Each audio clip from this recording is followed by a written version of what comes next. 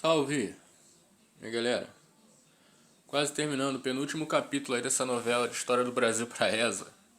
A gente vai falar hoje sobre um tema, como eu já havia falado pra vocês, eu me lembro de ter falado isso algumas vezes, ainda no período em que a gente estava presencial, né? Não é dos assuntos mais abordados da ESA. A ESA ela costuma ser bem pontual com as questões que ela costuma abordar o regime militar, né? As questões que a ESA vai trazer sobre o regime militar, elas vão ser basicamente sobre os programas, né, ou os acontecimentos políticos mais importantes de cada um dos governos dos 5 presidentes que nós vamos ter aí nesse período do regime militar.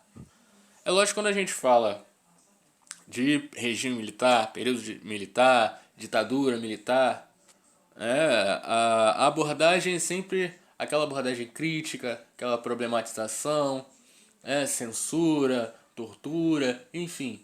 Só que, cara, vocês têm que lembrar de uma coisa: vocês estão prestando um concurso do Exército.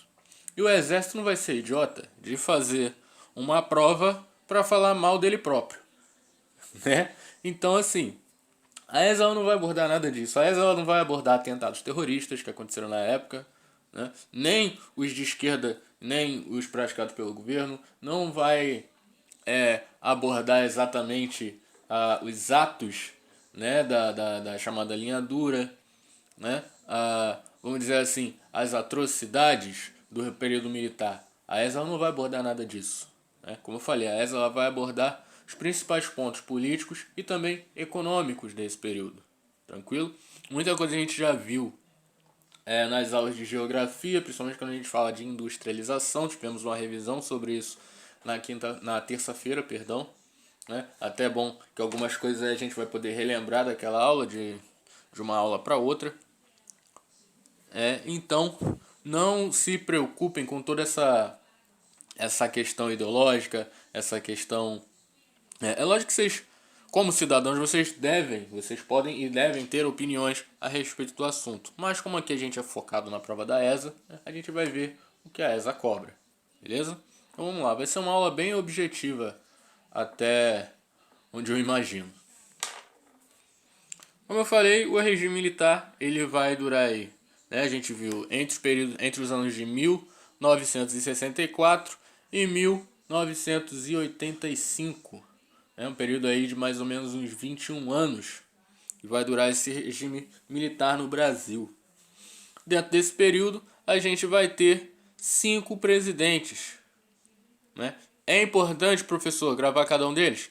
É importante porque as questões elas costumam abordar da mesma forma como a gente viu a República Populista na última aula, né? As questões elas costumam abordar tal programa foi implementado no governo de tal presidente, né? Ou tal acontecimento, tal empresa foi fundada em tal governo, em tal período, né? Então é importante também vocês saberem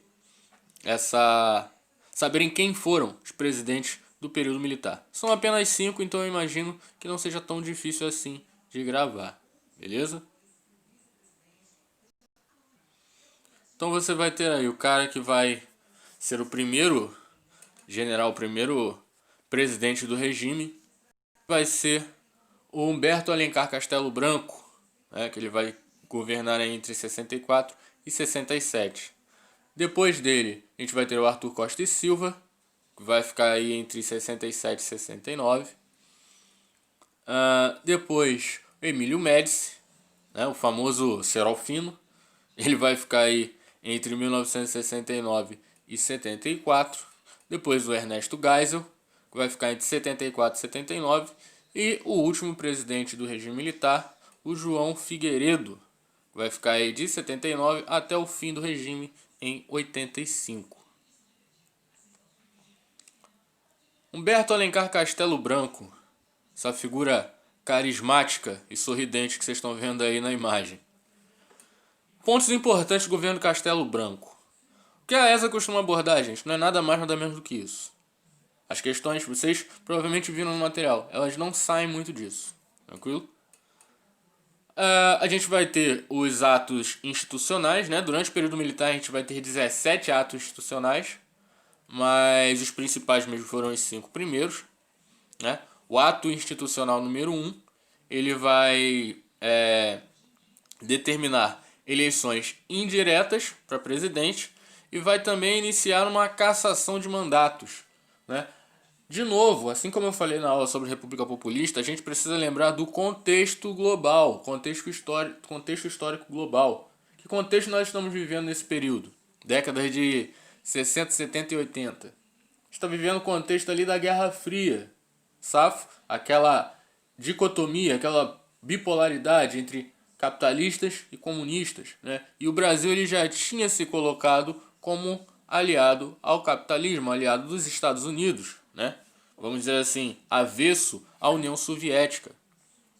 Então, quando a gente fala de oposição, a gente está falando de quem nesse período? A gente está falando da esquerda, né? Então, com a instituição desse ato institucional, do AI-1, né, a gente vai ter início também a cassação dos mandatos, principalmente de políticos da oposição.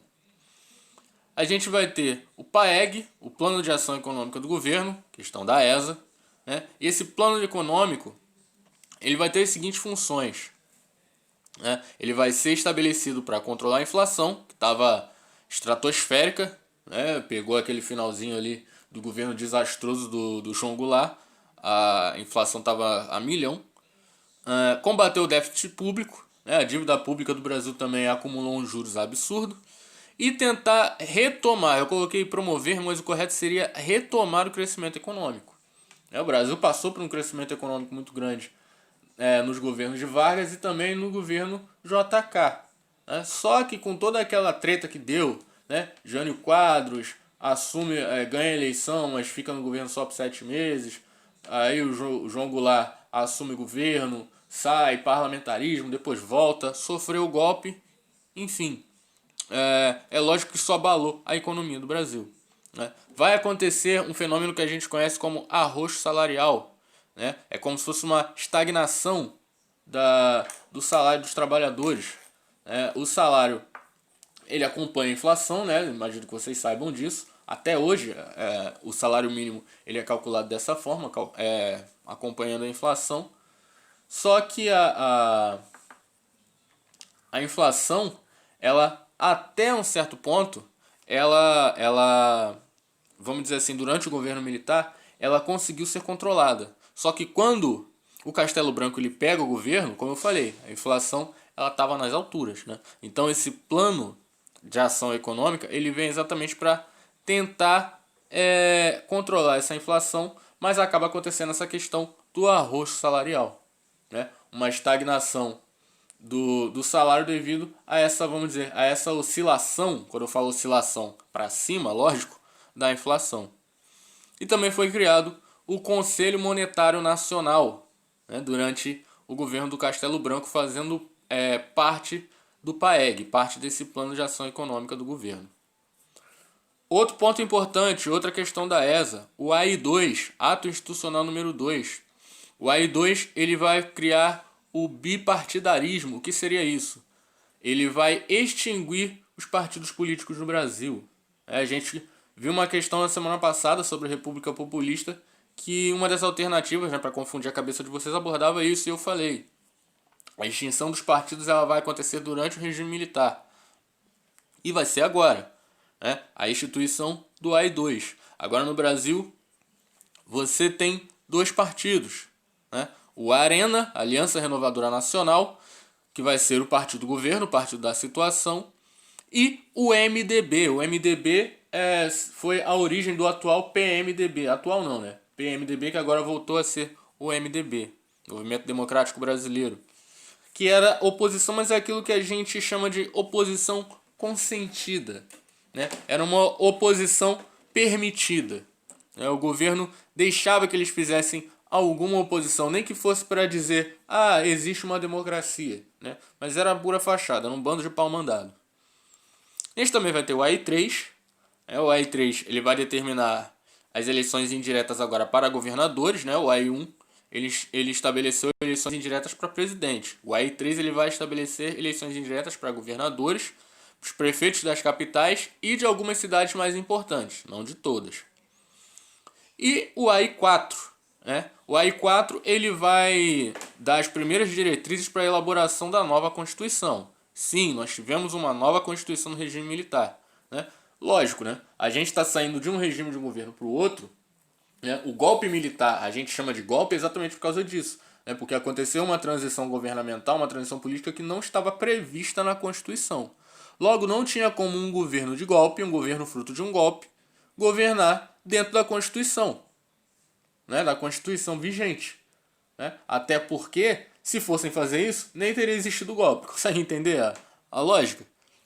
Então, para isso, eles precisavam de uma nova Constituição, uma Constituição que embasasse o governo militar. Em 1967, essa Constituição vai ser promulgada. E além da elaboração, né, da formação da Constituinte e promulgação da Constituição de 67, a gente também vai ter, pelo AI-4, a criação da Lei da Segurança Nacional, né? Eram algumas medidas aí que o governo ele vai estipular para combater as ameaças à República Brasileira. Era esse o termo que eles utilizavam, né?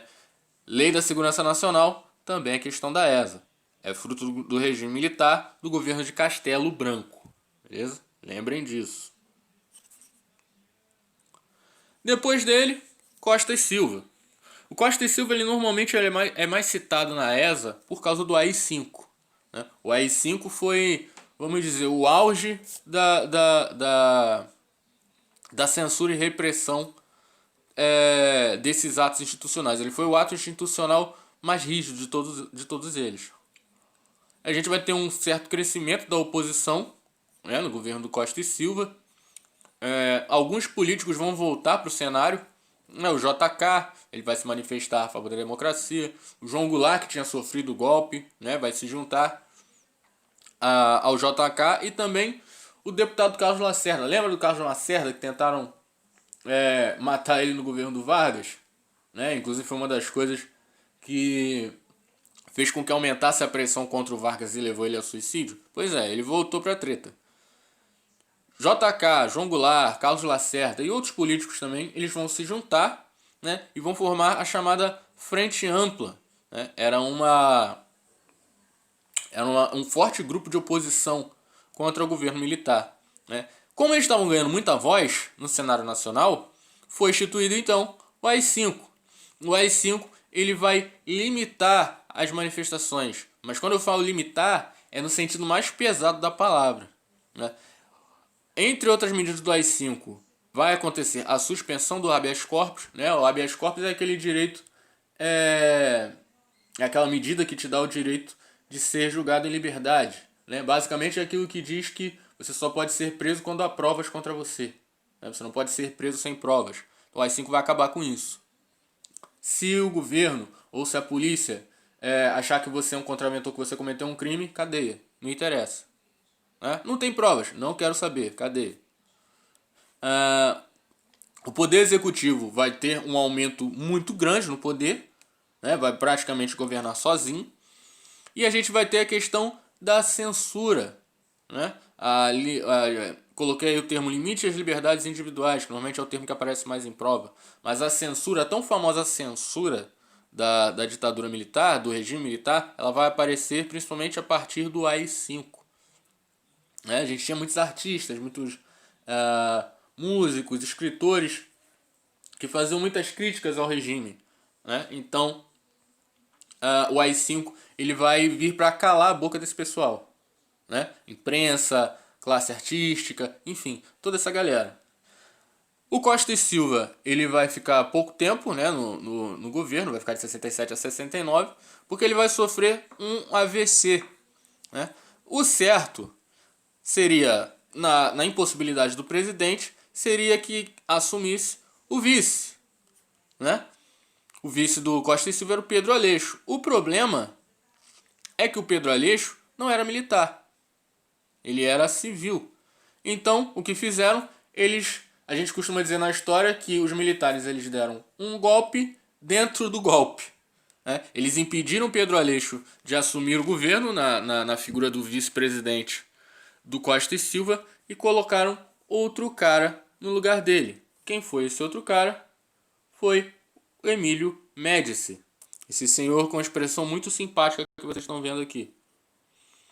No governo do Médici, né? Como eu falei, o famoso cerol fino, o governo dele ficou conhecido como os anos de chumbo. Aqui sim foi o auge da repressão. O momento mais pesado, o momento mais sangrento do regime militar brasileiro foi durante o governo Médici. Ah, mas, como eu falei, a ESA ela não vai cobrar questões sobre isso. O que a ESA vai falar, principalmente quando ela tocar no nome do Médici, vai ser o quê? O milagre econômico. O milagre econômico que vai acontecer aí entre os anos 68 e 73. Né? Foi um momento em que o Brasil chegou a ser a oitava economia do mundo. A economia do Brasil se desenvolveu e se desenvolveu muito nesse período. Esse desenvolvimento ele se deu principalmente por investimentos, né? Investimentos feitos pelo próprio Estado, feitos por empresas privadas, tanto nacionais quanto multinacionais.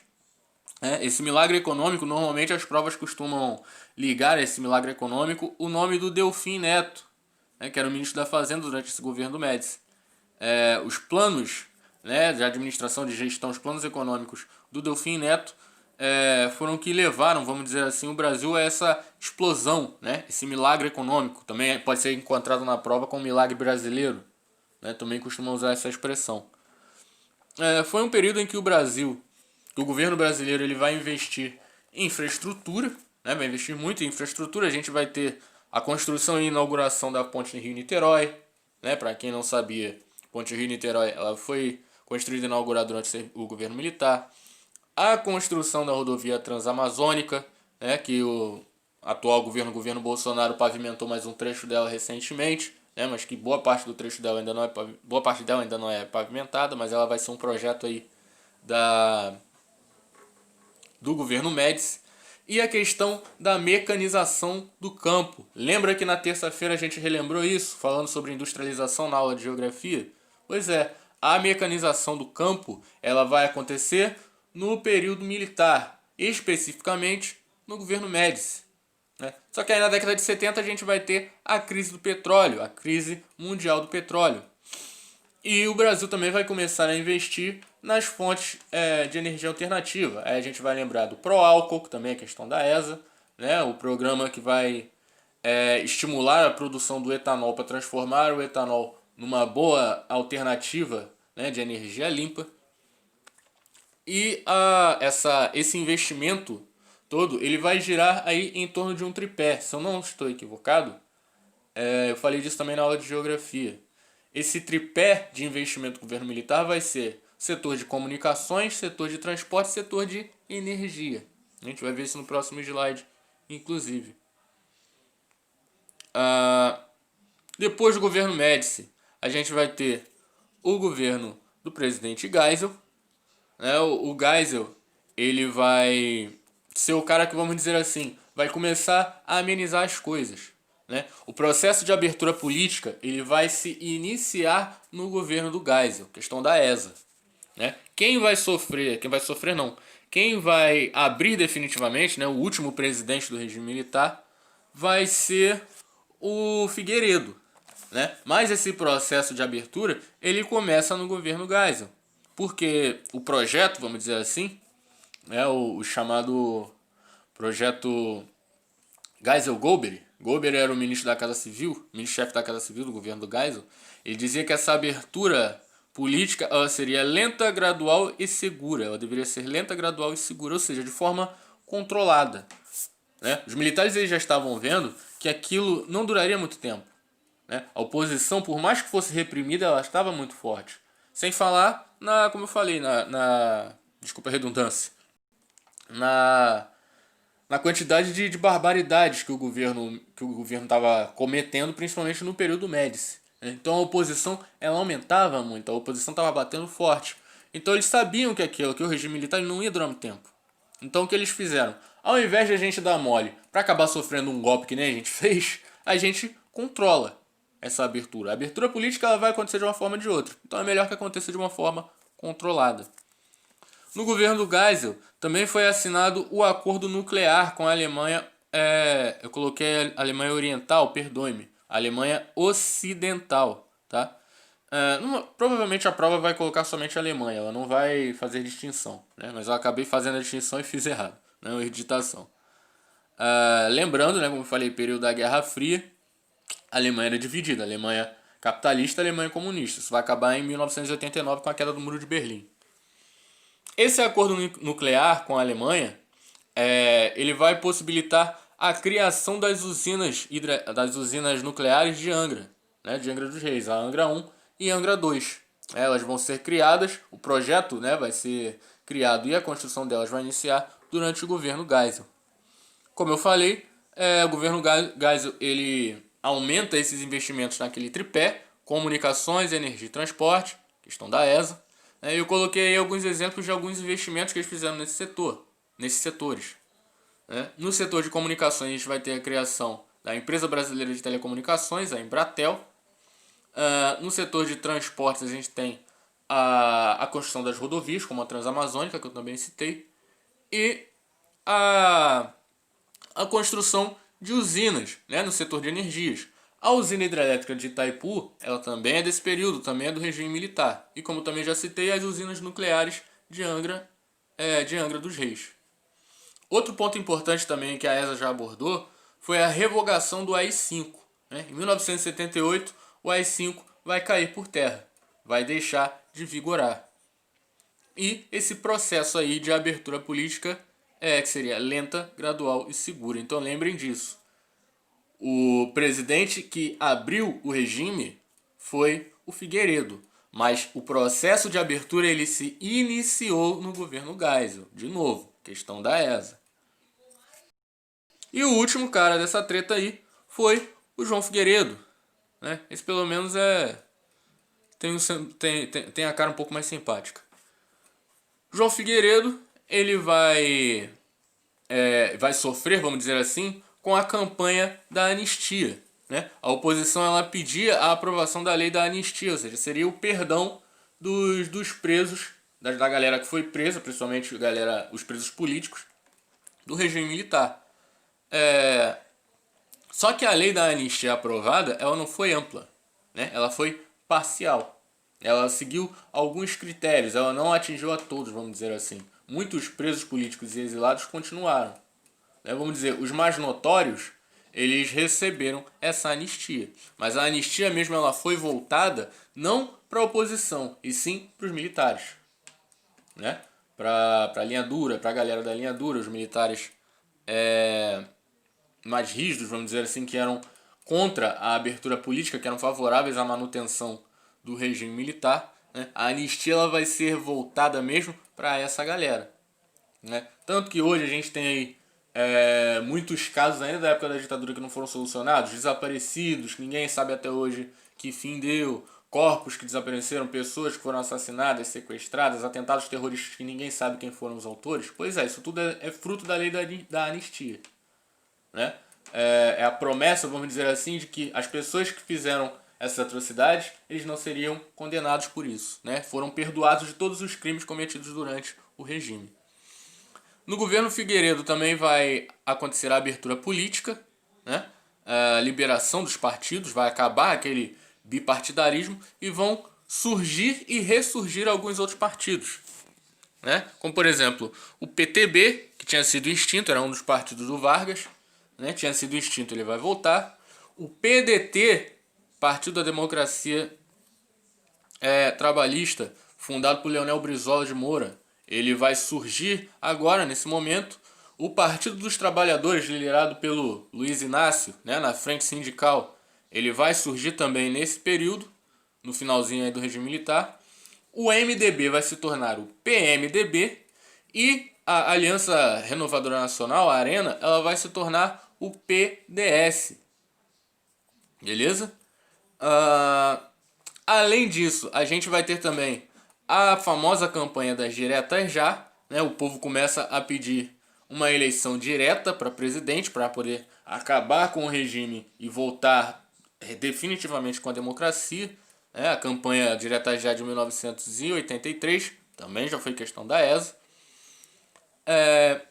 Para o acontecimento dessas eleições diretas, é proposta a chamada emenda Dante de Oliveira. Dante de Oliveira era um deputado do PMDB do Rio de Janeiro.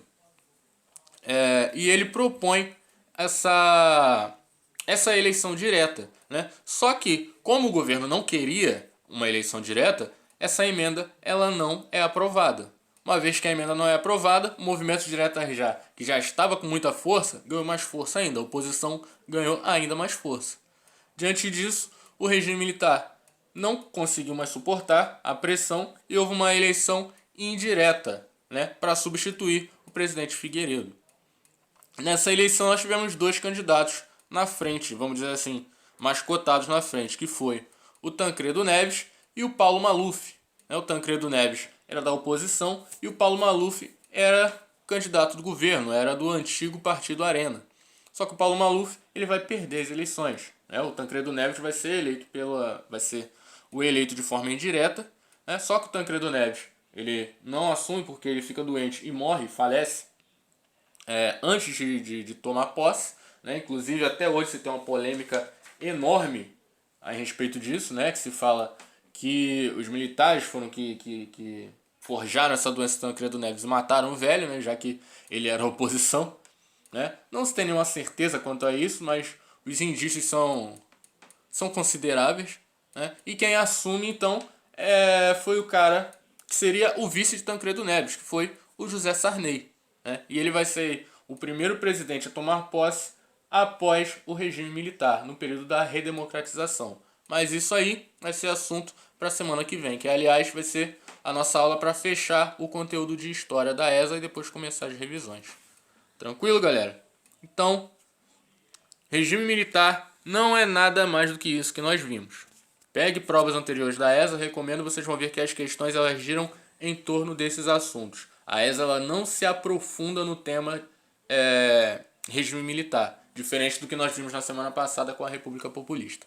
Beleza? Então, mandei as questões aí para vocês. Daqui a pouco a gente volta para corrigir. Tranquilo? Valeu!